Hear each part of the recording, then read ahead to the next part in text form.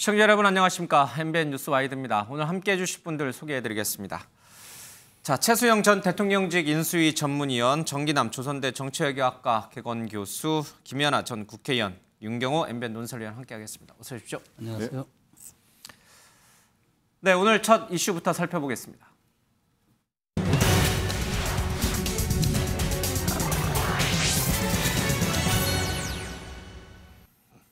네, 대우조선해양 하청노조 파업 사태가 고비를 맞고 있습니다. 공권력 투입이 임박한 것으로 알려졌지만 그게 조금 보류가 되면서 이 노사 간의 협상이 좀 진전을 보이는 것이 아닌가 이런 분위기도 흘러나오고 있습니다. 이 고용노동부 장관이 다시 또 현장으로 좀 내려갔고요. 윤석열 대통령이 내려갈 것이다라는 소문이 돌기는 했는데 내려가지 않는 쪽으로 방향을 좀 정리한 것 같습니다. 자, 대우조선 해양의 하청노조 파업, 그 내막은 무엇인지 해법은 없는지 한번 살펴보겠습니다. 먼저 영상부터 보겠습니다. 혹시 어제 기다릴 만큼 기다렸다면서 대우조선 해양 사태 관련해서 말씀을 하셨는데요. 혹시 경찰력을 포함한 공권력 투입도 좀 고심을 하고 계시는 겁니까? 질문이 좀 길다. 짧게 해주시면 좋겠는데 거기에 대해서는 더 답변 안 할게요.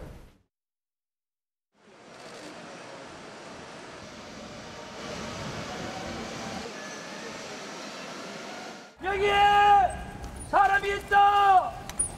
사람답게 살아보자.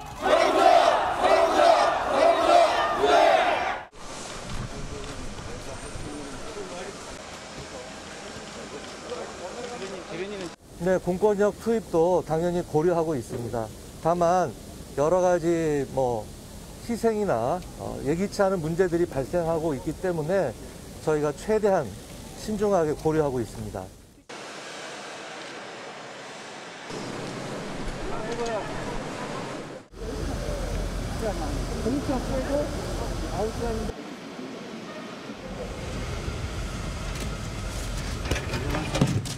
정부를 믿고 저도 노동조합을 했는데 여러분들이 더 이상 힘들어하고 파국으로 가는 것은 누구도 원치 않기 때문에 한번 믿어보시고. 파국을 원하는 게 아니고요. 누구도 원치 않는데. 저희 연구사항 들어보면은 진짜 아무것도 아닌 거예요. 진짜 아무것도 아닌 건데 그것조차 보장하지 못하면서 이 사태를 만들었지 않습니까? 위에도 한번 가보실랍니까? 예. 계단이 어차피 좁아가지고 못 올라갑니다.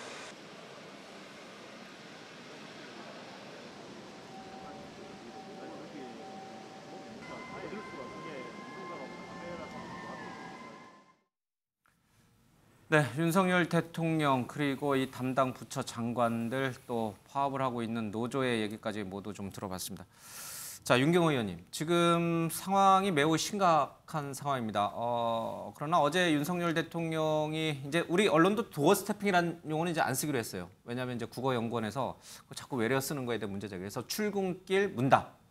이제 우리 출근길 문답이라고 좀 적어놓고 도어 스태핑이라는 말 쓰지 마시고 출근길 문답. 이렇게 이제 용어를 하겠습니다. 어제 윤석열 대통령이 출근길 문답에서 정부와 국민이 기다릴 만큼 기다렸다 이런 말을 하면서 공권력 투입이 임박했다 이렇게 이제 많이 해석이 됐는데 오늘은 그런 표현을 안 쓰시고 답하지 않겠다라고 이제 회피하셨고 담당 부처 장관들이 또 내려갔어요, 그렇죠?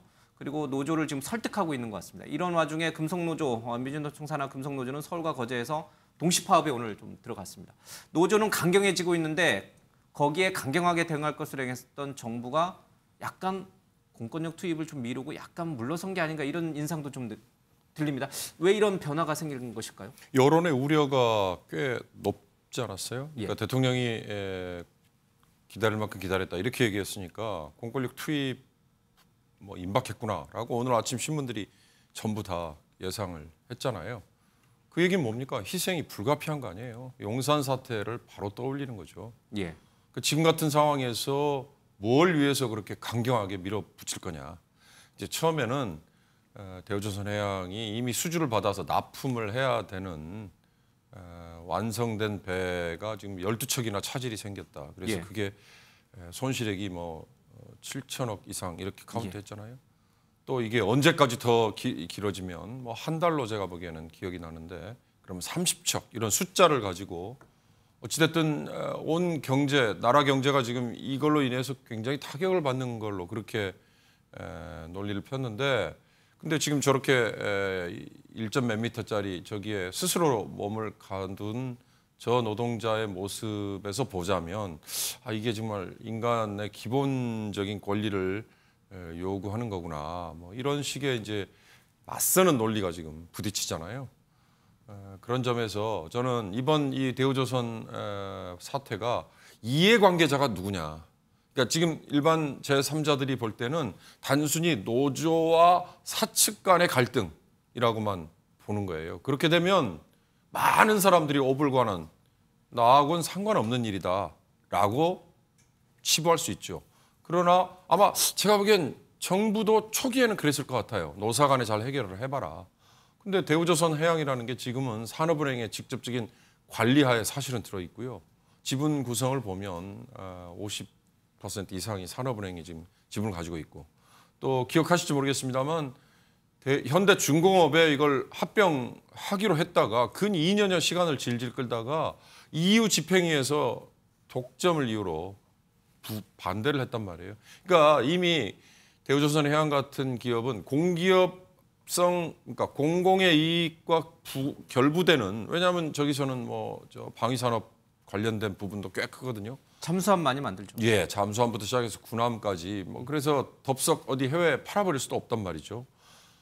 우리 국내 기업임에도 불구하고 민간 기업임에도 불구하고 EU 집행위에서 우리 국내 기업끼리의 합병에 대해서 이렇게 반대 의견을 표시할 정도로 여러 가지가 이렇게 얽혀 있는 거예요. 그러니까 이해관계자가 누구냐라는 얘기를 할 때 노와 사밖에 없다라는 건 큰 오산인 거죠. 패착인 거죠. 바로 그런 점에서 정부가 무작정 공권력을 투입해서 이걸 해결하는 게 해법은 아니구나라는 생각이 들었고, 거기에 저는 이정식 노동부 장관 저기까지 간 거 정말 두 번째요? 예, 용기를 냈던 걸로 두 번째로 봅니다. 그러나 저렇게 알려지기 전에, 대통령이 저렇게 가라고 하기 전에 노동부 장관이라면 저기를 벌써 몇 번을 찾아갔어야죠. 예. 자, 이 노조는 지금 조선업 침체 또 코로나로 인해서 자신들이 받는 임금이 2016년 그때 대비해서 30% 정도 줄었다. 임금을 올려달라는 얘기가 아니라 그 줄어든 임금을 이제 지금 조선업이 다시 살아나고 있으니 수주도 늘었으니 그걸 다시 좀 정상화해달라, 이렇게 이제 노조는 주장하고 있고, 이 하청업체 대표들은 지금 수주가 늘어나고는 있지만 당장 그게 수입으로 들어오는 게 아니다. 수입이 들어오려면 또 시한이 좀 많이 걸린다. 그러니까 좀 지금은 좀 기다려달라. 뭐 이렇게 이제 입장이에요. 그러니까 사실은 타협점도 있을 것 같다는 생각이 좀 드는데 이게 좀 잘 안 되는 것 같습니다. 이런 상황에서 공권력이 투입된다면 굉장한 또 사회적인 어떤 뭐랄까요, 파장이 일어날 것 같고. 김연아 의원님, 이 부분에서 뭐 이제 지금 앞서 맥락은 우리 윤경호 의원께서 잘 설명해 주셨습니다만, 자, 정부는 어떤 태도, 어떤 입장을 취해야 되는가? 법과 원칙을 강조하는 윤석열 정부는 어떤 태도를 취해야 되는 것인가? 불법을 용인할 것인가? 용인하지 않다면 진압을 해야 될 것인가? 진압한다면 어떻게 해야 될 것인가? 뭐 여러 가지가 이제 파생되는 문제. 어떻게 윤석열 정부는 해야 됩니까? 일단 윤석열 정부가 법과 원칙을 중시하는 정책 기조를 유지하고 있기 때문에 또 그 부분에 대한 국민들의 지지도 있습니다. 그래서 어떤 사안에 대해서든지 원칙을 갖는 건 굉장히 중요하다고 생각이 됩니다. 근데 그럼에도 불구하고 이 노사관계 문제는 원칙으로만 풀 수 없는 여러 가지 파생적인 효과들이 있습니다. 뭐 일단 수가 많으면 그것에 대해서 저희가 공권력을 투입했을 때 파급 효과도 많고, 또 지금 윤석열 대통령 입장에서도 취임한 지 얼마 안 돼서 사실은 노사관계에 있어서 첫 시험대에 오른 거나 마찬가지라고 보여지는데 처음부터 공권력을 투입해서 대응을 한다면 앞으로 사실은 굉장히 많은 노사 갈등이 예상이 되고 있습니다. 일단 올해 너무나 많은 물가가 오르고 있기 때문에 물가가 오르고 나면 바로 머지않아 임금 인상에 대한 요구가 일어날 수밖에 없는 필연적인 결과인데, 그렇다라고 하면 첫 단추를 어떻게 끼느냐가 굉장히 중요한 고민거리였다고 생각하고요. 그럼에도 불구하고 저는 지난 5년 동안 특히 정규직 노조에 대해서는 비정규직이라든가 자영업을 영위하시는 분들에 대해보다는 굉장히 상대적으로 안정성을 유지했던 직종이 아니었을까라고 생각을 하고요. 지금 코로나로 다들 어려운 상황을 겪고 있고, 또 지금 이게 복합불황이라고 하는 경제 위기가 다가오는 상태에서 이제 노동계도 본인들의 문제도 있겠죠. 삭감된 임금에 대한 정상화 필요하다고 생각하고 그 개인의 삶으로 보면 굉장히 어려웠을 겁니다. 근데 이제는 노동계나 정부도 또 사측도 마찬가지인데 솔직하게 고통 분담에 대해서 서로 터놓고 얘기를 해야 된다고 생각합니다. 근데 이제 문제는 그런 거죠. 언제까지 고통 분담을 해야 우리가 이 끝이 있겠느냐. 그 신뢰가 형성되지 않았기 때문에 지금 당장 내가 얻지 못하면 나에겐 아무것도 없어. 이런 불신의 관계가 저는 지금 노사 갈등에 굉장히 오래 뿌리된 원인이라고 보여지는데요. 과연 이제 앞으로 이 어렵게 고통을 분담해야 되는 이 경제 위기 시기에 윤석열 정부가 과연 노사 관계를 어떻게 풀어나갈 거냐. 저는 분명히 원칙도 필요하지만 신뢰 회복이 먼저라고 생각이 되고 그런 측면에서 좀 늦었지만 장관이 2번이나 내려가서 대화를 하고 계시다는 거 또 지금 저녁 뉴스를 보니까 조금 물꼬를 트는 것 같습니다. 약간 좋아지는 분위기의 협상이 탄생될 것도 같고요. 여론도 별로 좋지 않고요.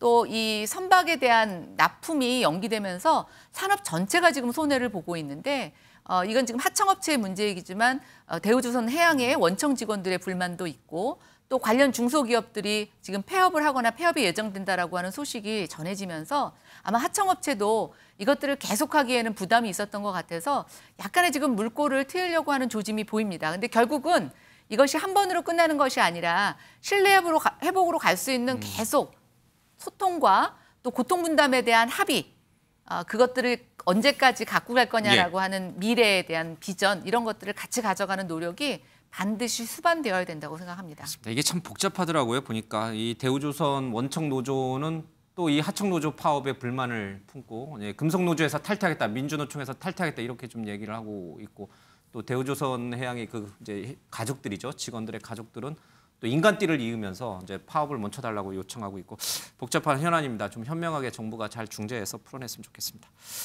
자, 어제 국무회의에서 윤석열 대통령이 스타 장관 얘기를 했습니다. 이건희 회장처럼 스타 CEO를 키우는 자신은 그런 역할을 하고 싶다. 스타 장관들이 많이 나왔으면 좋겠다라고 얘기를 했는데 강인선 대통령실 대변인 얘기 듣고 왜 이런 얘기를 했을까 풀어보겠습니다.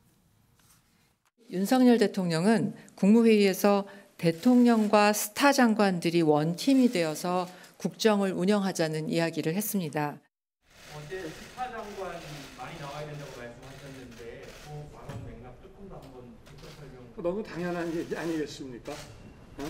제가 과거에 검찰에 있을 때도 그런 뭐 검사장들이나 검사들 중에 이게 총장이 유명해지는 게 중요한 게 아니고 일들 잘 하고 이렇게 해서 스타 플레이어들이 많이 나오는 조직이 성공한 조직이다라는 얘기를 늘 해왔고 뭐 그 맥락이라고 보시면 될 것 같습니다. 좋은 하루 보내세요. 최승희 의원님, 네. 이건희 회장을 이제 빗대었습니다. 이제 삼성에서 이제 굉장히 많은 훌륭한 CEO들이 많이 나왔죠. 이제 윤석열 정부에서도 그런 훌륭한 장관들이 많이 나왔으면 좋겠다. 이제 이런 원칙적인 차원에서 얘기하신 것인지 아니면 다른 맥락이 숨어 있는 것인지. 최근에 지지율 하락과도 연관이 저는 있다고 봅니다. 왜냐하면 지금 사실 그동안 우리가 출근길 문답으로 명명했던 그 지난 2달간의 행보를 잘 놓고 보시면 대통령이 전면에 나서시면 그다음에 청와대 참모들은 대통령의 발언을 뒷수습하는 일을 해야 됩니다. 왜냐하면 해석을 해줘야 되고 언론의 추가 취재 답변도 해줘야 되고 일종의 먼저 선제적으로만 홍보하기가 매우 어렵습니다. 그러다 보니까 아무래도 대통령의 발언을 수습하거나 뒤에 다 쓸어 담는 이제 이런 모습이었는데 자, 최근에 하나 변한 모습이 있었죠. 얼마 전에 우리가 홍보수석의 얼굴을 미디어에서 이제 방송에서 처음 국민들이 봤을 것 같고 그다음에 시민사회수석도 인터뷰를 하고 있고 그다음에 대변인이 이제 브리핑을 합니다.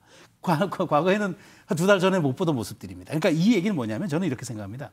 결국 대통령 한 사람에게 집중된 그런 어떤 국정 홍보라는 것이 기본적으로 제약과 한계를 가질 수밖에 없다 그러면은 그럼 스타 장관이라는 말은 저는 동의어가 책임 장관으로 생각합니다. 그러니까 책임과 권한을 확실하게 실어준다면 그 장관이 어떤 정책이든 어떤 현안이든 자신 있게 국민 앞에 설명할 수 있지 않겠습니까? 그러면은 이제 이게 잘 정책이 홍보가 되면서 그 홍보가 대통령 지지율로 이어지고 정부에 대한 신뢰로 이어지는 일종의 선순환 구조와 그런 고리를 갖게 될 수 있다는 거죠. 그런 측면에서 저는 석 달째 접어드는 윤 대통령의 저 인식 변화가 대단히 좀 중요하다고 저는 생각이 되고요. 또 이런 것들을 지금 장관들이 그러면은 이렇게 기회를 줬는데 이걸 잘 소화를 해야 됩니다. 다만 제가 우려하는 거는 대통령이 이렇게 지시하셨으니까 기계적으로 그냥 언론 인터뷰나 어떤 언론에 기고하고 이런 식의 기계적인 것도 말고 무언가 특정 자신만이 갖고 있는 장점과 개성을 살린 그런 국정홍보 방식으로 미디어를 통해서 나가거나 국민들에게 직접 설명을 하거나 이런 것들을 좀 한다 그러면은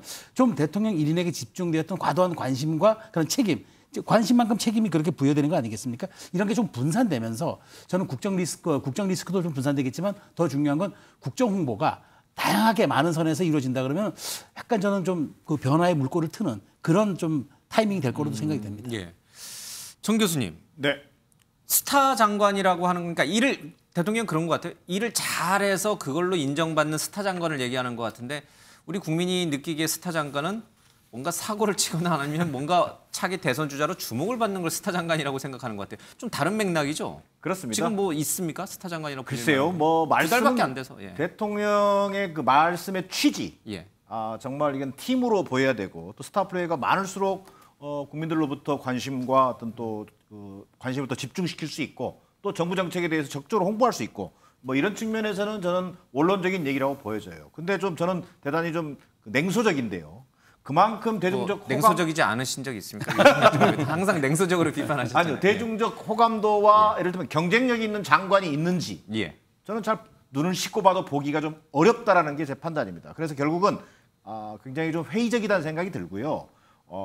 지금 역대 대통령들이 늘 이런 다람쥐 쳇바퀴 돌듯이 이런 뭐랄까 좀 홍보 부족, 장관들이 어떤 제대로 제 역할을 못한다라고 하는 그 질타로부터 그 지지율을 극복하기 위해서 노력을 해왔는데 정말 이것이 문제가 해결이 되려면요. 저는 당장 윤석열 대통령부터 문제의 본질은 윤석열 대통령에게 있다. 대통령이 어쨌든 지지율이 빠지면서 나타나는 기본적인 지금 민심에 대해서 뭔가 좀 겸허하게 반성하고 국민들에게 뭔가 이해를 구하고 국민들로부터 신뢰를 얻기 위한 그런 조치들이 우선돼야 된다. 그리고 옆에 있는 장관들이 이를테면 적극적으로 좀 전에 얘기했던 이정식 장관처럼 현장도 찾아가고 뭐 이런 모습들을 보여줌으로 해서 이 팀이 윤석열 정부의 팀이 움직이고 있구나라는 그런 어떤 사인을 보여주는 것이 대단히 중요하다고 보여집니다. 가장 핵심에 있는 것은 역시 책임 총리의 문제인데 한덕수 총리 보이지 않습니다.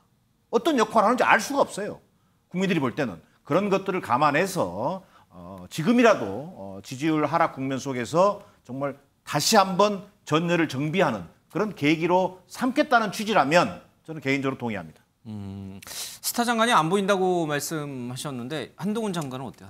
한동훈 장관은 일종의 또 권력의 핵심, 윤석열 대통령의 핵심 측근으로서 어떤 대중적 나름대로 인지도를 가지고 있기 때문에 뭐랄까 지지율이 나오고 있지만 지금 장관 업무를 수행하면서 한동훈 장관이 뭐 국민들로부터 상당한 어떤 관심을 받고 있거나 그런 것은 아직까지는 보여준 적은 없는 것 같습니다. 미국 방문 이후에 코로나 격리돼 있다가 지금 약간 보이지도 않아요. 뭐 이민청도 만들고 뭐 변호사 시험도 개편하고 여러 가지 일을 많이 하시는 것 같은데 별로 이렇게 우리 정 교수님 눈에는 스타성 아직까지는 한동훈 장관이 어떤 법무부 장관으로서 또 정권의 2인자로서 어떤 실질적인 역할을 보여주고 대중들로부터 호감을 끌어내는 정도의 수준은 아니다라는 게 제 평가라는 겁니다. 예. 결과적으로 말씀하시면은 이제 기승전 윤석열 이네요. 이제 뭐가 됐든 하여튼간 이 리더인 윤석열 대통령이 잘해야 이제 장관들도 스타가 된다 그런 뜻인 건가요? 그렇습니다. 예. 혹시 반론하실 분이 있으면 기회 드리고 없으면 슉 넘어가겠습니다. 간단하게 제가 한 가지만 말씀드리면 스타 장관들이 뭔가 권한을 갖고 책임도 져라. 그러려면 지금 저는 윤석열 대통령이 내놓은 공약 그리고 실천하고 있는 것 중에 비서실의 권한을 줄이겠다고 그랬잖아요. 인원도 줄이겠다고 그랬잖아요. 과거 박정희 정권 이후부터 지금까지 역대 정권마다 대통령 비서실은 갈수록 커지거든요. 그 얘기는 뭐냐? 대통령 비서실이 A부터 G까지 모든 걸 다 챙기는 거예요. 각 부처들이 하고 있는 개별적인 정책마저도 무슨 행정관, 뭐 비서관, 뭐 수석 해가지고 부처를 나눠가면서 이쪽의 권한을 대폭 줄여서 장관들에게 정말로 다 넘겨주면 아마 개별적으로 스타 장관이 나오는 게 아니라 장관들 전체가 정말 일을 하는 그런 변화의 출발이 될 수 있다. 예. 그걸 근데 쉽게 아마 못할 겁니다. 인사도 놔줘야 되죠.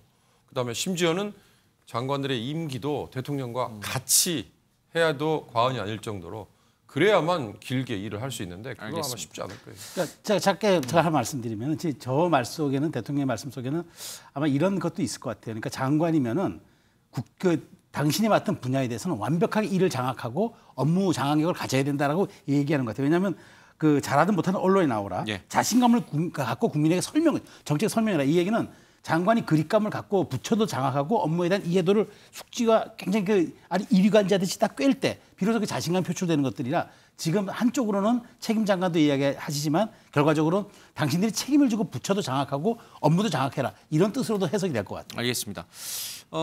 윤석열 대통령이 오늘 이 아동센터를 방문을 했는데 그 영상 먼저 보고 와서요. 우리 김연아 의원 얘기도 잠깐 듣겠습니다. 안녕.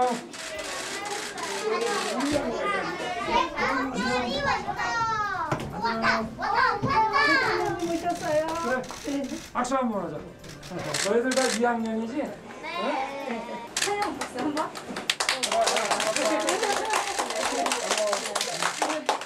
이름이 뭐예요? 할아버지 윤석열. 또 저요? 저 이름? 아니, 네가 할아버지한테 뭐 묻고 싶은 거 있다며 손 들었잖아. 근데 강아지 키우세요? 강아지 키우지. 근데 강아지 이름 뭐예요? 강아지가 네. 4마리 있어가지고. 네. 뭐예요? 어떤 음식 좋아하시냐요? 음식? 네네. 글쎄, 할아버지는 뭐 다 잘 먹어. 근데 김치찌개를 좋아하지. 나도 김치찌개. 나도 김치찌개. 아, 그래? 김치찌개. 또 매운 건데 괜찮아? 네. 네. 좋아하는 거. 김치찌개. 색깔? 색깔 뭐 주황색, 하늘색 이런 게 좋아. 다 좋아해.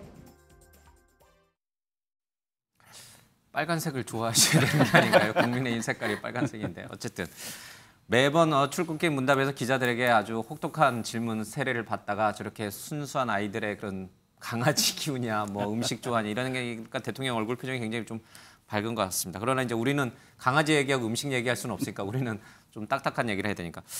대통령이 출근길 문답을 저렇게 매일 하시고 또 저런 현장을 가면은 당연히 언론의 스포트라이트는 대통령한테 쏠려 있거든요. 장관들이 저렇게 한다고 해서 언론이 따라가지를 않아요.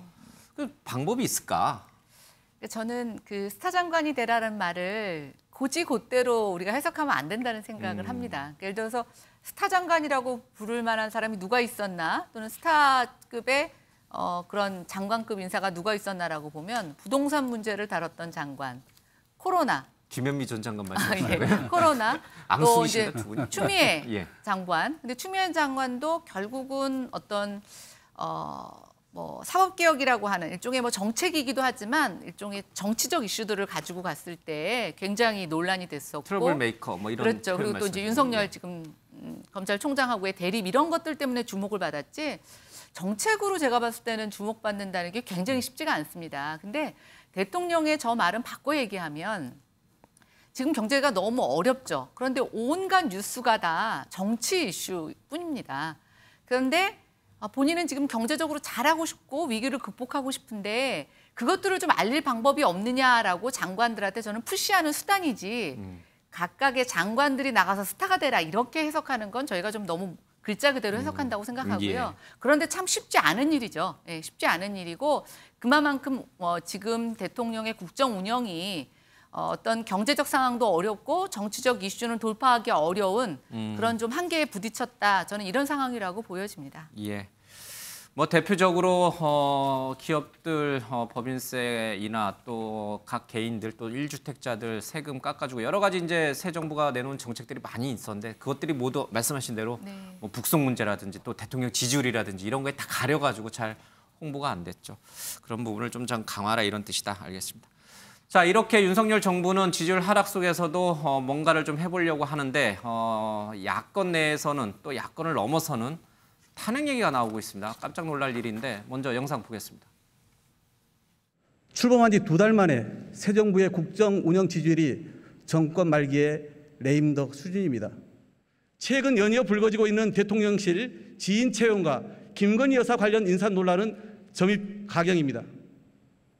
대통령실의 육촌 친척과 40년 지기 황모 씨와 우모 씨의 아들에 이어 이번엔 검찰 시절 인연을 맺은 지인의 아들까지 모두가 대통령실에 채용되어 근무 중인 것으로 확인되었습니다.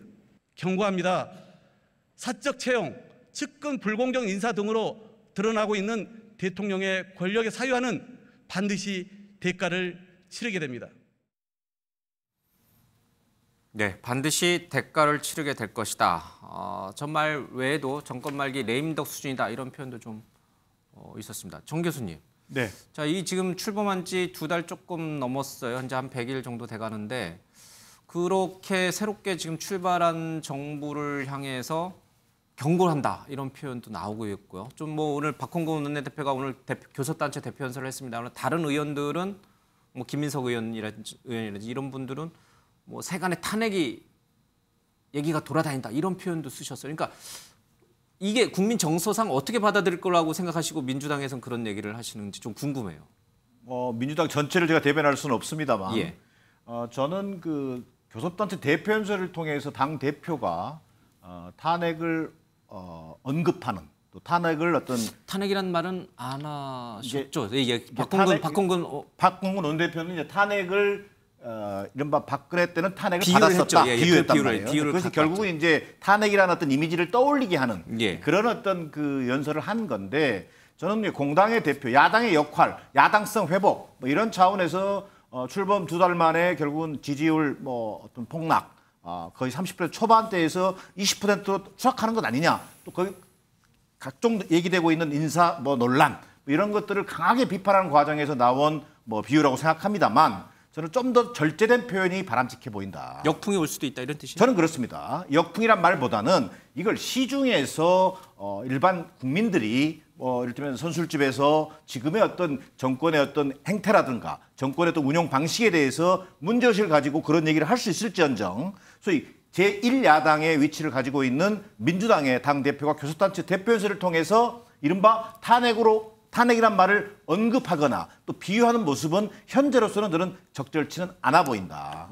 자, 그 이유는 결국은 야당성 회복이라고 하는 것은 오히려 저는 박홍근 원내대표가 오늘 교섭단체 대표연설을 통해서 현재 이를테면 지지율 하락하고 있는 윤석열 정부를 향해서 국정 운영 기조의 전면적인 전환과 이를테면 인적 쇄신을 요구하는 방식으로 이 정권이 뭔가 궤도를 다시 한번 제대로 국민들을 향해서 갈 수 있도록 하는 그런 어떤 계기를 만들어주는 것이 오히려 야당으로서의 저는 역할이지 그것이 자칫 탄핵이란 말까지 넘어갈 경우에는 오히려 국민들로부터 아니 그럼 민주당은 5년 동안 그동안 잘못해서 정권 교체된 건데 다시 탄핵을 얘기해? 뭐 이런 발상들이 오히려 자칫 역풍을 초래할 수 있다는 관점에서 그닥 절제된 어떤 표현이 좀 아쉬웠다라고 저는 평가하고 싶습니다.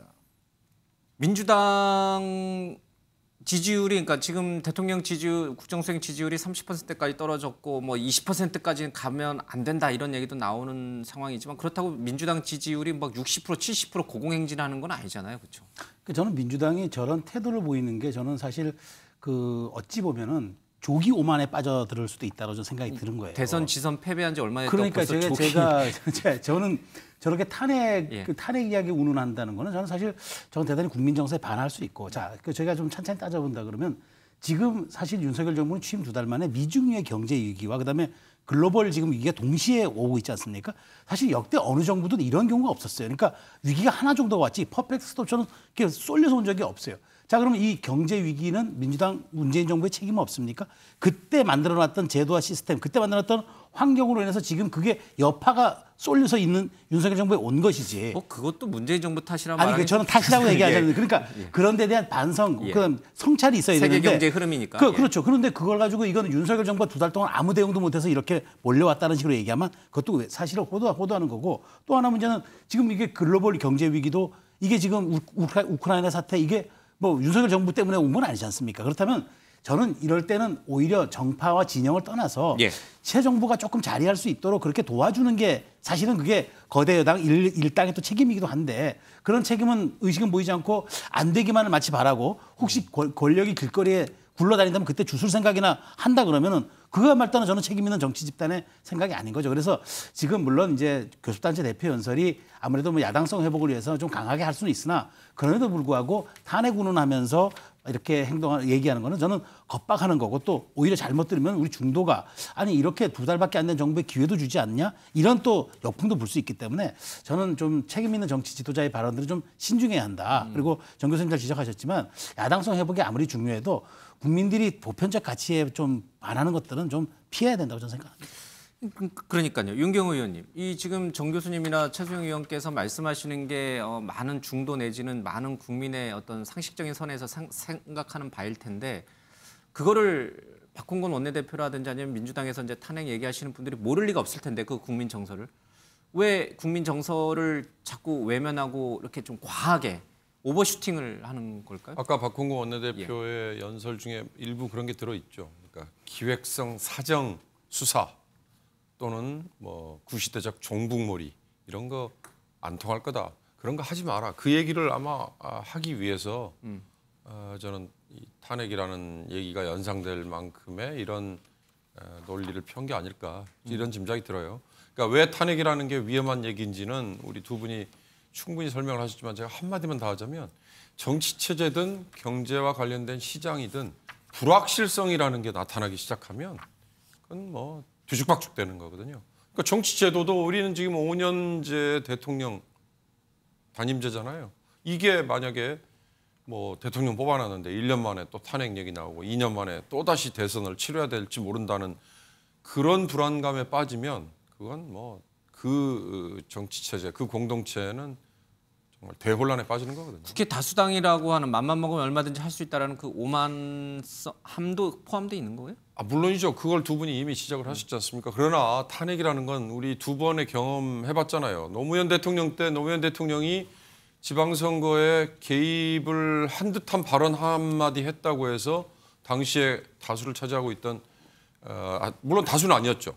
그러나 하여튼 야당과 손잡고 노무현 대통령 탄핵을 밀어붙였다가 그다음에 총선에서 오히려 더 호된 역풍을 맞았잖아요. 그러나 박근혜 전 대통령 때는 정말 대통령이라는 주변의 이 시스템이 이렇게 망가져 버렸는가 하는 국민의 실망감이 반영이 됐기 때문에 국회에서도 심지어 당시에 박근혜 대통령과 같은 당에 있는 의원들도 탄핵에 찬성을 했잖아요. 그러니까 그만큼 국민 여론의 향배가 중요한데 이 여론의 향배가 지금 두 분 말씀 속에 잘 들어 있습니다. 잘못하면 금세 바뀔 수 있어요. 그러니까 그런 점에서 이 불확실성을 떠올리게 하는 이런 얘기는 정치 지도자들이 정말 가장 조심해야 된다. 저도 동의합니다. 문재인 정부 때 일어났던 여러 가지 일들을 윤석열 정부가 파헤치고 공개하는 것을 막기 위한 또 사전 포석적 차원에서 강공 모드로 민주당이 나온 것이다. 그런 해석도 있군요. 알겠습니다. 자, 다음 이슈로 가겠습니다.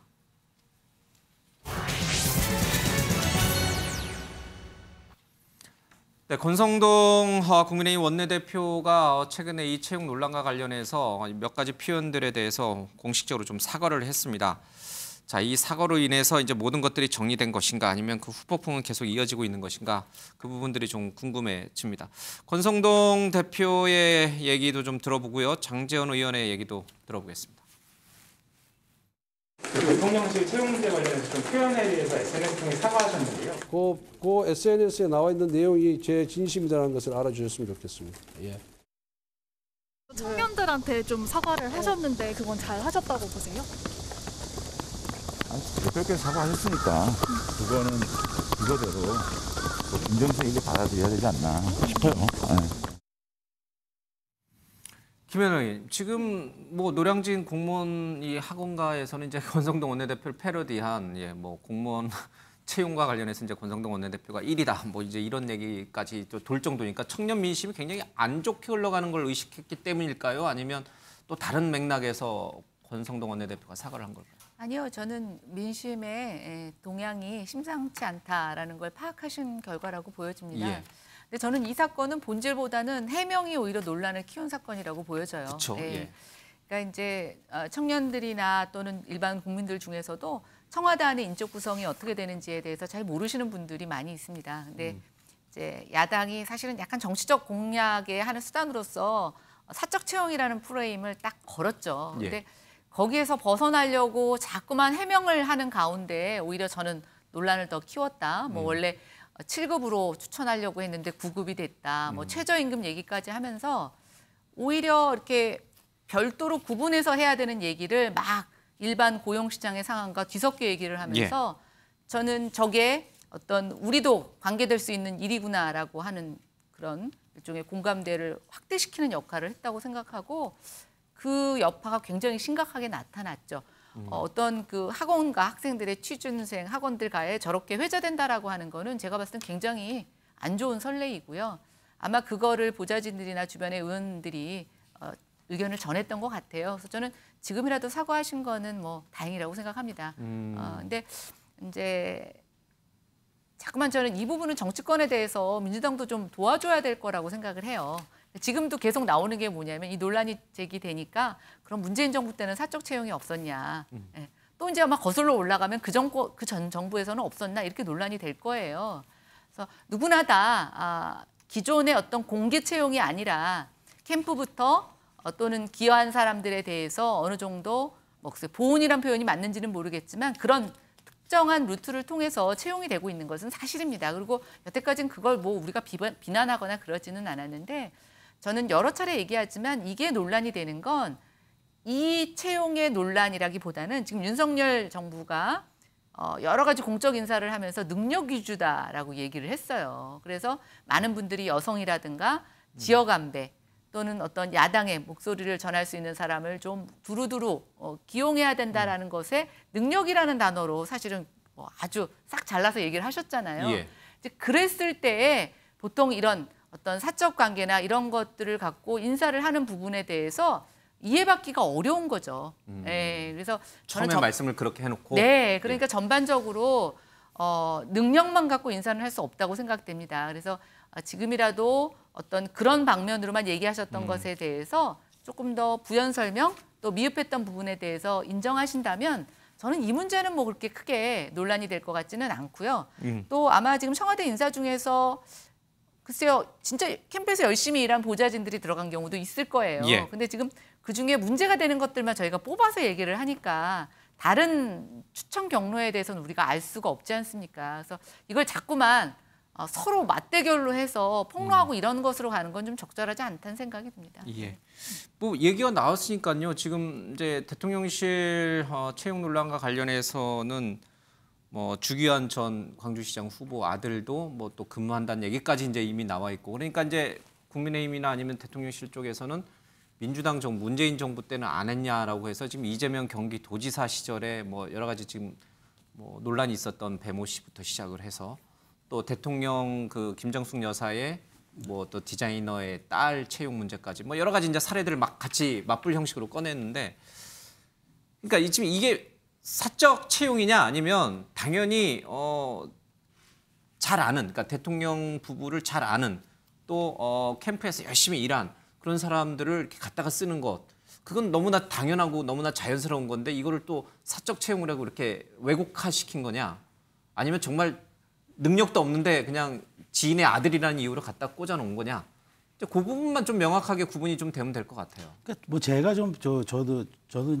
박근혜 정부 때 2년 반 청와대 근무를 했습니다만은 사적 채용이셨어요? 저는 대통령실 그러니까 비서실장 전화를 받고 갔습니다. 말씀하는 거 보니까 능력이 출중하셨던 것 같아요. 그건 사적 아닙니다. 채용은 아니고. 그건 아닌데, 그러니까 그게 기준이 애매한 게요. 예. 사실 그렇습니다.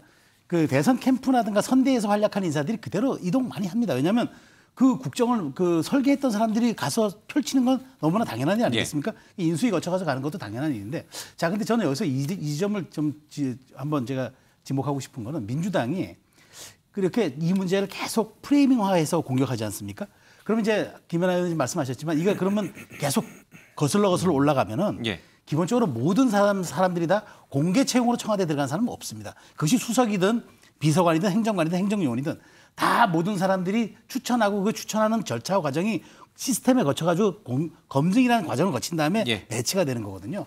그렇기 때문에 저는 민주당이 이 문제를 가지고 계속 공격하면은 나중에 이건 민주당도 사실 여기에 대해서는 꺼내기가 좀 애매한 지점들도 많이 있을 수 있어요. 그렇기 때문에 이걸 가지고 계속 확전하는 것은 제가 보기에 대통령실도 그렇습니다. 해명을 깔끔하게 하고 이 문제를 정리해야지 이 문제를 아주 계속 끝없이 해명하다 보면 블랙홀에 빠집니다. 그래서 이 문제는 저는 제가 보기에 인사 논란이 국정농단이다. 이렇게 가는 거는 이건 논리의 비약일 뿐만 아니라 오히려 역풍이 부를 수도 있습니다. 그래서 이 문제는 청와대가 깔끔하게, 대통령실이 깔끔하게 정리해서 이러이러하게 국민에게 이러이러한 사람들은 이런 채용을 갖춰서 했습니다라고 말하고 민주당은 더 이상 당신들이 이렇게 사적 논란이 안 나오도록 앞으로 공개 채용 시스템 확실하게 갖춰서 해라라고 지적하면 될 문제를 이거를 가지고 끝없이 확전해서 간다는 거는 제가 보기에 모두에게 상처고 이것은 민주당에게도 결코 정략적 당략적으로도 도움이 안 될 겁니다.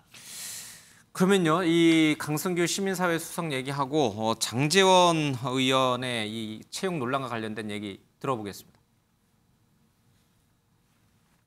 사실을 왜곡해서 프레임을 통해 공적 채용을 한 비서진을 사적 채용이라고 비판하는 것이 적절하지 않다는 것이 대통령실은 비공개 채용제도, 소위 말하는 엽관제라고 하는데요. 비공개 채용을 통해서 하는데 공적 채용을 통해서 이루어집니다. 검증과 여러 가지 자질 능력 등을 평가한 데 채용되는데 사적 채용이다. 측근, 지인 등을 비밀리에 채용한 것처럼 프레임을 쓰여서 보도하는 것이 또는 야당이 공격하는 것이 적절치 않다.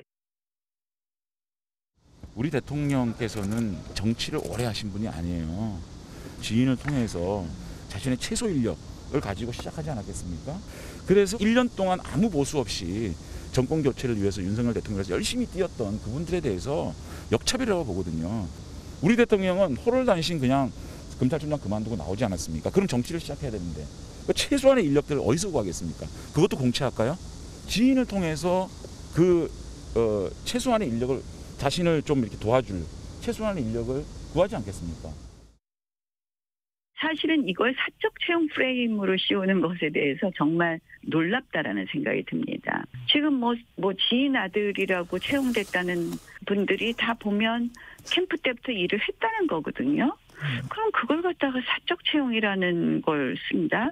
그러면 문재인 대통령의 청와대는 어땠는지 한번 묻고 싶어요. 그걸 다 공개 채용을 했었는지. 그래서 이런 거를 붙잡고 늘어지는 걸 보면 참 고약하다라는 생각밖에 들지 않습니다. 그러면 좀 붙잡고 늘어지는 분에게 좀 여쭤봐야 될 것 같습니다. 정 교수님. 네. 문재인 정부 청와대는 괜찮았어요? 이 정도의 사적 채용 논란 자체가 없었죠. 친인척 채용 논란도 없었고요. 역대 정부 어떤 정부에서도 이런 청와대 인사가 논란이 된 적은 거의 저는 없었던 걸로 봐요. 물론 뭐 장관 인사는 청문회 과정에서 여러 가지 논란이 있습니다만 저는 가장 큰 문제가요. 이게 무슨 뭐 사적 채용이라는 프레임을 민주당이 걸었다. 아무리 민주당이 건다고 걸립니까? 국민 정서가 그걸 받아들이고 있잖아요. 언론이 받아주고 있잖아요. 그럼 다른 말로 바꿀까요? 사적 채용이란 말이 그렇게 힘들면 인맥 채용이라고 할까요? 지인 찬스를 활용한 인맥 채용이라고 얘기할까요? 그건 아니다. 기본적으로 캠프 인수위에서 자질력과 역량을 다 검증했다. 그러니까 문제 없다. 그럼 이 사람들이 어떻게 캠프에서 일하게 됐는지 그런 경위들까지 다 공개했었습니까? 검증받을 기회도 아무나 얻는 게 아니에요. 다 주씨 아들, 황씨 아들, 우씨 아들 지인 아니면 또 국회의원 추천. 저는 장제원 의원 지금 아주 정말 눈물겹게 지금 방어하는데 장제원 의원이 이를테면 이런 얘기를 했어요. 자기도 비서들 2명이나 캠프에 사람이 없으니까 보냈다. 자, 그 보낸 사람들이 청와대 팀 들어갔다. 저는 그 문제는 별 문제가 없다고 보여집니다. 왜? 훈련된 사람들이잖아요. 그리고 추천의 절차를 쪄서 갔잖아요. 그러나 이를테면 후원금 1,000만 원 냈고 또 선관위원 아들이고 이런 문제가 발생되면은요. 이건 채용을 해서는 안 되는 거죠. 기본적으로 재척 사유에 해당된다고 봐야 되는 거예요. 더더욱이나 공정과 상식을 내세운 윤석열 정부에서 이런 논란이 되고 있다는 것 자체가 이것이 문제가 되는 것이고 더더욱이나 마지막 한 말씀만 더 붙이면 윤석열 대통령의 저는 인사 문제에 대한 기본적인 관점이라고 생각합니다. 아니 내가 쓰고 싶은 사람 내가 쓰는데 뭐가 문제야? 저는 이런 인식이 깔려 있다. 기본적으로 대통령이라는 자리가 갖는 공공성, 그다음에 공공성에 대한 어떤 모리해가 있는 것 같고 좁은 인재풀, 또 인연과 의리를 중시하는 어떤 특유의 인사 스타일 이런 것들이 얽히면서 국민 정서를 자극했고 그것이 지금 일파만파 사적 채용 논란으로 번지고 있는 것이다. 그리고 해명 과정에서 보여진 여당 인사들의 이를테면 젊은 청년들의 어떤 정서를 거스리는 그런 태도들 이런 것들이 지금 불을 지르고 있는 형국이다. 저는 이렇게 보여집니다. 예, 뭐 전 김정숙 여사의 디자이너 딸 채용 얘기를 제가 질문을 드리면 그 아까 말씀하신 대로 너는 잘했냐 뭐 이런 식으로 가니까 제가 그 질문은 이제 생략을 하고요. 이미 다 시청자 여러분들께서 다 이제 이해를 하고 계신데 윤경호 의원께 좀 궁금한 거 하나. 지금 역관제 얘기가 나왔어요. 강성호 이제 시민사회 수석 입에서 나왔는데 그 역관제라는 게 이제 공을 세운 사람을 이제 공직을 주는 제도 아니겠습니까? 자, 이 전문성보다는 공을 세운 사람에게 주는 거 이게 과연 적절한 거냐, 적절하지 않은 거냐, 이게 그러면 말실수에 해당되는 거냐 아니냐 이 논란이 오늘 조금 있었던 것 같아요. 뭐 장재원 의원도 그 얘기를 했습니다. 대통령이 정치를 시작한 지 얼마 안 되기 때문에 당연히 주변에 사람이 없고 그러면 추천을 받아서 할 수밖에 없다. 그 맥락 하나와 이 역관제라고 하는 이 맥락, 이 두 개는 충분히 공감을 받을 만한 시스템인가요? 인재 채용 방법에서? 역관제라는 게 우리한테 먼저 출발한 게 아니고 예. 유럽이나 미국에서 먼저 썼던 건데 이 영어로 역관제가 뭔지 아십니까? 스포일즈 시스템이라고 합니다. 예. 그러니까 내놓고 아예 어떠한 자리를 지정해놓고 이 자리는 정무적으로 임명한다. 그 대신 지금 얘기처럼 나에게 기여를 한 사람, 공을 세운 사람에게 주겠다. 이게 이제 미국식이었는데요. 미국은 역관제를 사실은 공식적으로는 폐기했어요. 왜 그랬냐? 남북전쟁 직후에 1890년대 언저리에 대통령을 했던 분이 취임한 지 아마 몇 개월 이내에 이 자리 보상에 대해서 불만을 가진 어떤 분에 의해서 총에 맞아서 중간에 죽었거든요. 예. 이건 보통 일이 아니었죠. 그래서 그때부터 미국은 공식적으로 역관제를 폐기합니다. 그러나 지금도 역관제가 아닌 다른 방식으로 미국은 그린북이라는 곳에 정해져 있는 한 3,000 몇백 개의 자리는 대통령과 임기를 같이 해요.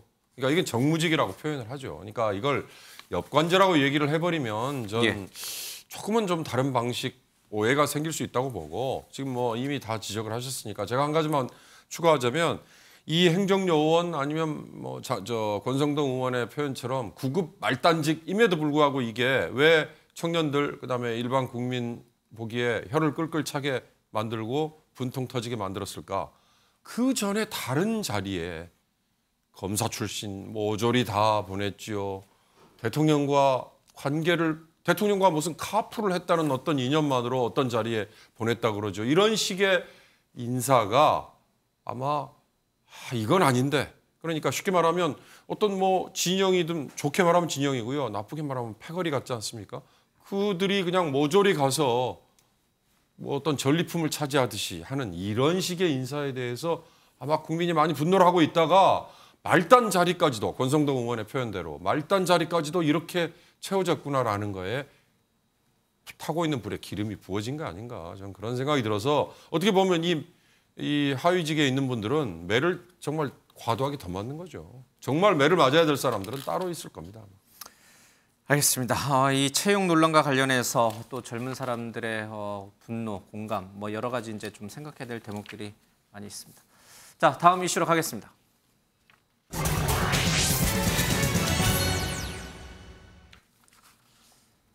네, 이준석 대표가 이제 전국을 돌고 있는데 이 강원도 춘천에서 닭갈비집에 가서 이제 청년 당원들을 만났고 김진태 강원지사를 만났는데 저 닭갈비집이 알고 봤더니 윤석열 대통령이 과거에 이제 방문했던 글쎄 맛집인지 유명한 집인지 잘 모르겠습니다. 하여튼 묘한 인연이 있는 것 같습니다. 자, 안철수 의원이 당내 문제와 관련해서도 한마디 한 게 있고요. 이준석 대표가 얘기한 것도 좀 있습니다. 좀 관련 영상 보고 와서 국민의힘 내부의 권력 문제 짚어보겠습니다.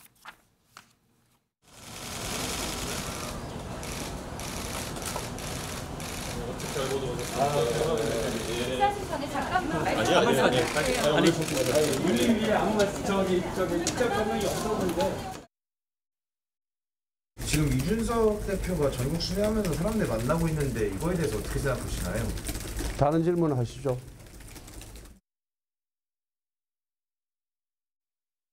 조기 전당대회가 필요하다고 생각합니다. 사실 오늘은 먹고 사는 문제에 대한 토론회입니다. 그래서 제가 그 문제에 대해서만 말씀드리고 지금 그렇지 않아도 당내 사정에 대해서 여러 가지 우려의 목소리가 있어서 그 문제에 대해서는 내일 정도 제 입장을 밝힐까 합니다. 지금 국민의힘 내부가 사실 굉장히 좀 혼란을 겪고 있는 것 같습니다. 이준석 대표 윤리 징계로 또 대행 체제, 권성동 원내대표로 체제가 이루어지면서 안정을 찾나 싶었는데 뭐 채용 논란 때문에 권성동 대표가 이렇게 정치적 타격을 입으면서 자꾸 지도 체제가 막 흔들린다 이런 얘기들이 당 안팎에서 계속 나옵니다. 실제로 지금 이준석 대표의 저 행보는 어떻게 읽어야 됩니까?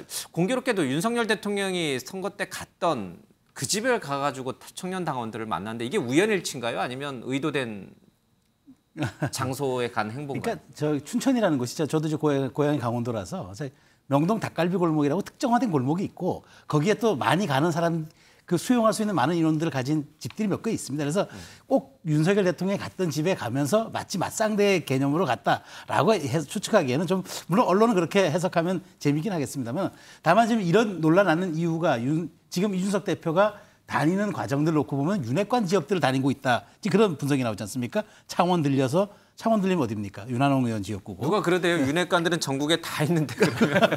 부산 가면 이제 장재원 의원 지역구. 그다음에 왜 하필 강원도냐? 근데 강원도는 이제 권성동 의원의 강릉 지역구가 있으니까 그렇게 이제 해석을 하다 보니까 닭갈비집조차도 윤석열 대통령의 약간 그 맞대응하는 차원이 아니겠냐 하는데 제가 보기에는 뭐 그건 뭐 제가 그 이준석 대표가 뭐 굳이 그렇게까지 하는 것 같지는 않은데 다만 저렇게 여론전을 아주 정교하고 치밀하게 펼치는 거는 제가 보기에 두 가지 목적이 있다고 봅니다. 그러니까 어떤 식으로든 자기 존재감을 입증하는 것과 함께 억울하다는 것도 얘기하고 두 번째는 지금 저러면서 계속 청년 당원들과의 스킨십을 하잖아요. 그들을 온 오프라인에서 계속 끌어들일 겁니다.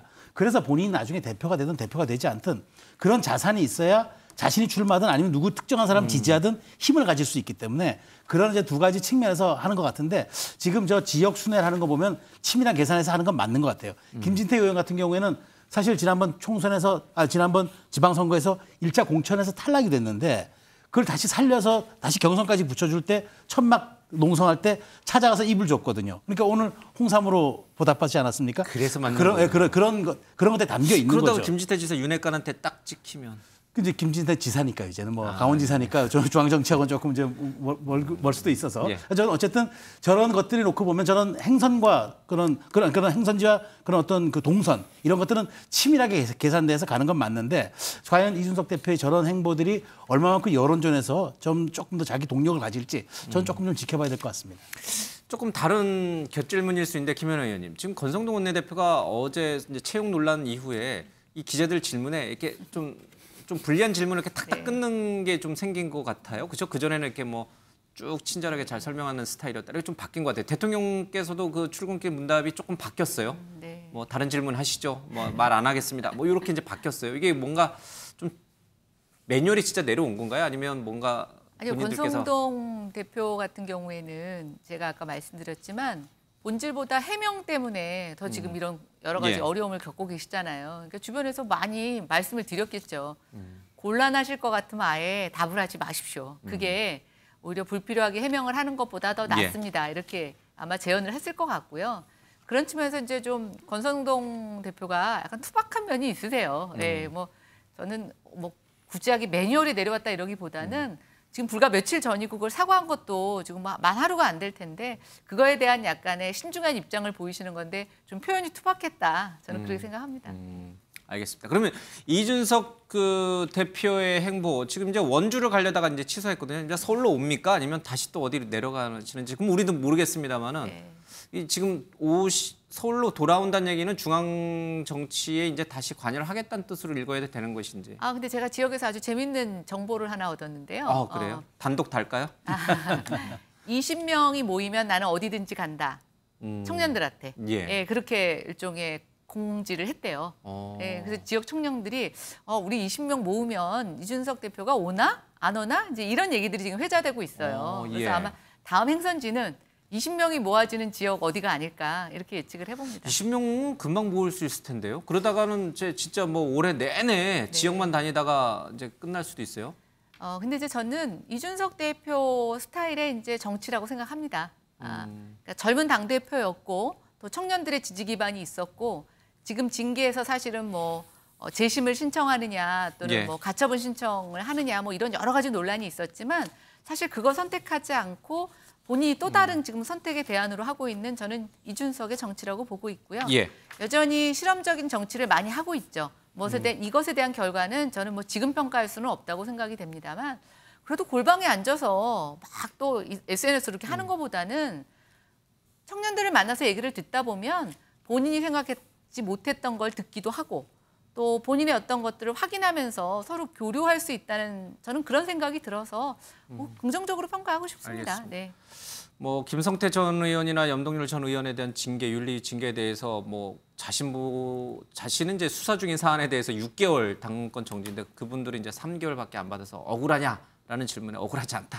뭐 이런 얘기까지 한 걸 보면은 뭔가 좀 바뀐 것 같아요. 심경의 변화가 있는 것 같습니다. 알겠습니다. 좀 다른 얘기긴 한데요. 지금 홍준표 대구시장이 때 아닌 이런 뭐랄까 이 좀 논란에 휩싸여 있습니다. 그래서 연합뉴스도 이제 끊겠다. 한 뭐 1억 원 정도 이렇게 아마 뭐라고 그러죠? 뭐 신문이 아니기 때문에 뭐라 하죠? 이게 무슨 전재료라고 해야 되나? 뭐라고 해야 되죠? 하여튼간 그것도 이제 끊겠다라고 하면서 이제 전면전했는데 무슨 일이 있었나 이렇게 들여다봤더니 대구시청 구내식당에 이제 별도 전용석을 마련했는데 그거를 이제 별궁이다라고 이제 표현을 아마 한 모양이에요. 그리고 이제 출근길 청소하는데 시위자를 저 멀리 좀 떨어뜨려 놔라라고 이제 얘기를 해서 그게 논란인데 정기남 교수님, 네. 저거는 어떻게 봐야 돼요? 그러니까 식당 한 구석에 이렇게 조그맣게 칸막이 해놓은 건데 그거를 별궁이라고 표현하고 청사 내에서 이 시위를 하면은 여러 가지 이제 불편함이 있으니까 조금 떨어진 곳에서 하라고 지시한 게 황제, 뭐 특혜, 뭐 이렇게 봐야 되는 건가요? 과잉 의전 뭐 이렇게. 글쎄요, 뭐 이게 구체적인 상황에 대해서는 우리가 이제 뭐 접하지는 못한 언론 보도를 통해서 보고 있습니다만. 이 대구시장에 홍준표 전 의원이 당선되자마자 대구 정가에 나왔던 얘기는 아마도 대구시장이 시끄러울 거다. 트러블 메이커인 홍준표의 어떤 진면목을 보게 될 거다. 뭐 이런 얘기들이 그냥 회자됐었거든요. 그걸 정말 여실없이 보여주고 있는 지금 상황으로 보여지고요. 이전에도 그 구내식당은 전임 시장도 얼마든지 이용을 했었거든요. 그러나 이런 논란 자체는 없었거든요. 그런 거 본다면 뭐 이를테면 홍준표 지사가 시장이죠. 홍준표 시장의 한 가지 행동이 또 눈에는 눈, 뭐 이에는 이 이런 식의 어떤 대응 자체들이 결국 논란을 더 증폭시키면서 오히려 어떤 트러블 메이커로서의 홍준표 지사의 시장의 그런 이미지가 만들어지는 것 같아서 좀 안타까운 대목이 있습니다. 언론에 대해서도 강경한 태도를 보인 게 이번이 처음이 아니에요, 그렇죠? 예, 탁 출입 정지, 너네는 출입하지 마, 막 이런 전례도 있고요. 예. 또 연합뉴스 내에서도 구독료 1억을 취소했습니다. 알겠습니다. 뭐 깊게 이거는 토론할 내용이 아니니까 넘어가겠습니다. 자, 민주당 사태 짚어보겠습니다.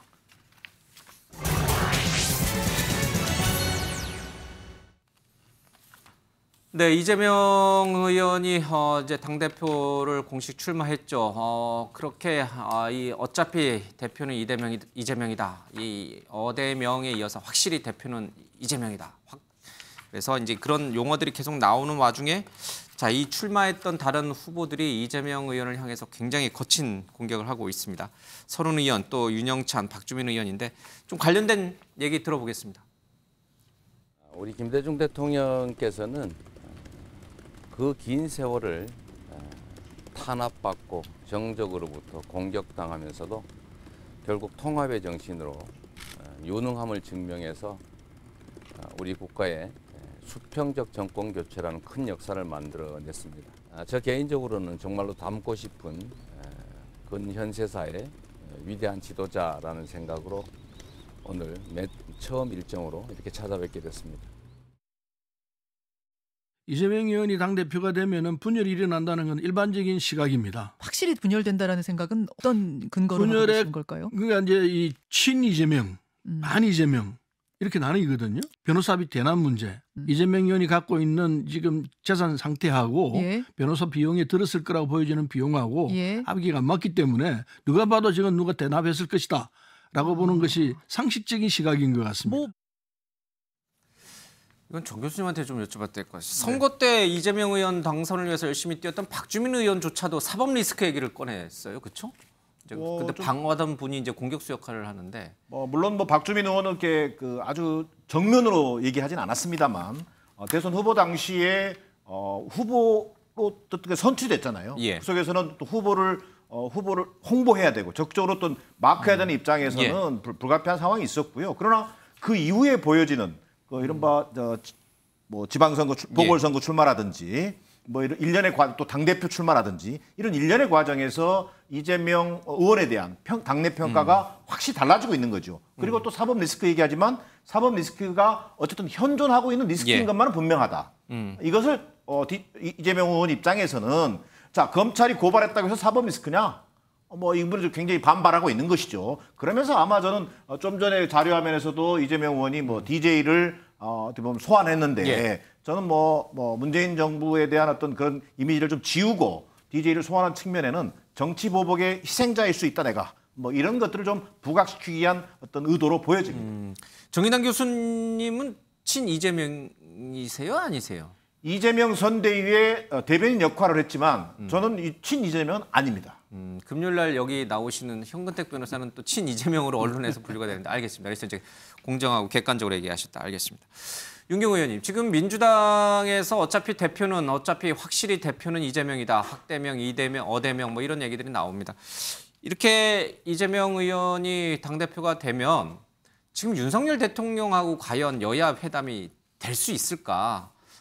또 윤석열 정부의 이 검찰은 지금 야당 대표를 지금 수사해야 되는 그런 상황이란 말이에요.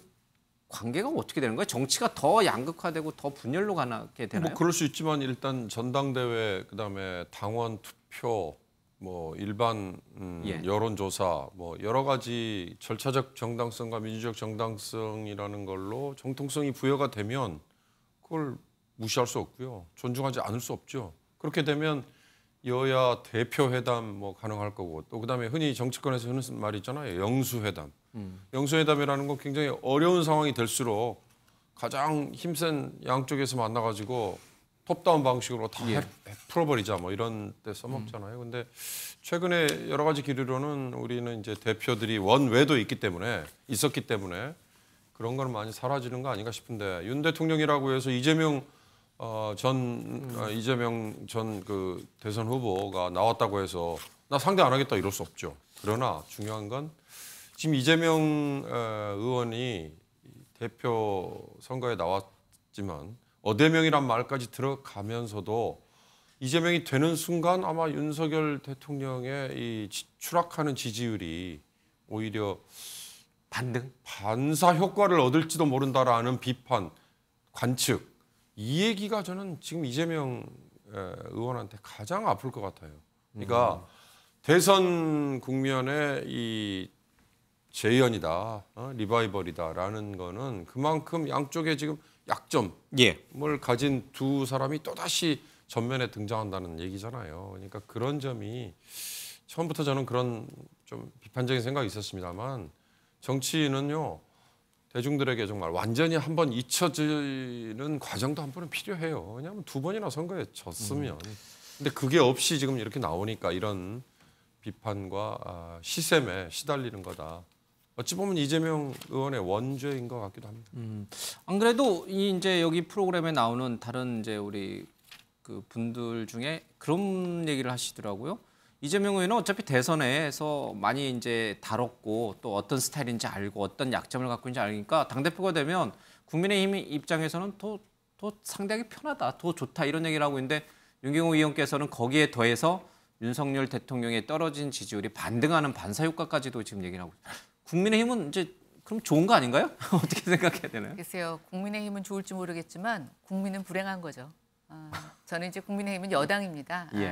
당의 이익만 생각해서는 안 되고요. 대한민국 전체를 고민해야 되는데 지금 여당의 많은 국민들이 실망하셨는데 저는 이재명 의원이 야당의 당대표가 된다? 국민들 입장에서는 대안이 없는 거죠. 저는 국민 전체로서는 더 불행한 일이 될 거라고 생각합니다. 뭐 대통령 지지율이 반등하는 효과가 있다 하더라도 국민 전체적으로 불행한 일이다. 굳이 그러니까 민주당 이제 당원들과 또 이제 뭐 일반 여론조사 어떻게 이제 비율이 측정될지 모르겠습니다만은 글쎄 대선 이후에 다시 2라운드가 열리는 건가요? 그러니까 저는 이제 이 문재인의 길이라는 게 있습니다. 이게 2015년 2월에 문재인 대통령이 당시 이제 이회창의 길도 있어요. 그러니까 이회창의 길과 문재인의 길이 있는데 제가 보기에 이제 문재인의 길을 갈 것 같습니다. 갈 것 같은데 자, 2015년 2월 달에 문재인 대통령이 뭐라 했냐면 죽을 고비 3번을 넘겨야 된다고 했어요. 당시 당대표 출마하면서 첫 번째 고비가 일단 당권 승리해야 되고 두 번째 고비가 죽을 고비가 그다음 당내 갈등을 봉합해야 되고 세 번째가 총선 승리해야 된다. 이 세 가지가 사실은 이재명 지금 의원에게 똑같아요. 그런데 이재명 의원에게는 하나 더 있어요. 사법 리스크 극복이라는 죽을 고비 하나 또 남아있어요. 그러니까 문재인에게는 죽을 고비가 3번밖에 없었지만 이재명 의원에게는 사실상 4개가 지금 닥쳐 있는 상황이란 말이죠. 그렇기 때문에 저는 사실 이렇게 저는 생각합니다. 그러니까 지금 당내에서 나오는 여러 가지 박주민 의원까지도 이 사법 리스크를 공략하는 게 선거의 전술로서 공략하는 것이 아니라 실질적으로 만약 이재명 의원이 당대표가 됐을 때 그 만일 사법 리스크에 대한 것들이 실체적인 수사 결과로 입증이 되거나 기소가 됐을 때 그럼 이 당력을 다 거기에 방어하는 데 소진해야 되지 않습니까? 그걸 감안한다 그러면은 지금 이 엄중한 시국은 이재명 후보의 4대 그 죽을 고비가 정말 민주당의 죽을 고비가 될 수도 있기 때문에 그걸 우려하는 것 같다는 생각이 듭니다. 안 나오면 그냥 기다리다 죽는 거 아닌가요? 그러니까 저는 그렇지는 않다고 봐요. 당대표도 나오면 아니 저는 이제 아까 윤경호 의원 말씀대로 잊혀질 게 필요하는 겁니까? 그러니까 기본적으로 잊혀진다고 검찰이 수사 안 하는 건 아니지 않습니까? 아니죠. 저는 차라리 그 과정에서 형사적 의혹을 확실하게 극복을 한다면 김혜영 전 최고가 얘기했던 것처럼 그걸 극복한다 그러면은 저는 이재명 의원에게도 더 큰 기회가 될 수가 있는데 지금 여기에 대해서 마지막 4대 리스크까지 본인이 이겨내지 못한다 그러면은 저는 민주당의 불행으로 그대로 이어진다는 거. 이게 지금 다른 당권 주자들이 굉장히 우려하는 지점이 아닌가 싶어서 저도 이제 그 지점에서도 동의합니다.